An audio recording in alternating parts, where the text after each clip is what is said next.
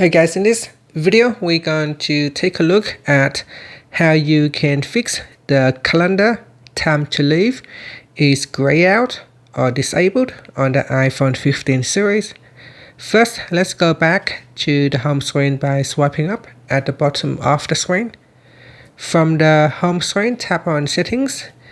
Now in the Settings page, we scroll down and then tap on Privacy and Security.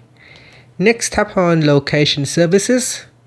Then in here, you want to go down and tap on Calendar.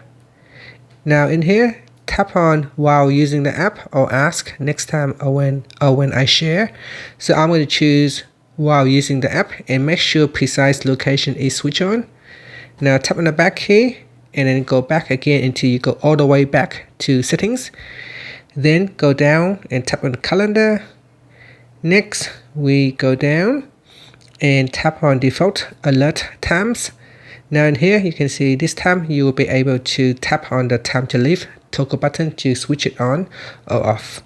So it is now enabled and you can activate or deactivate the feature.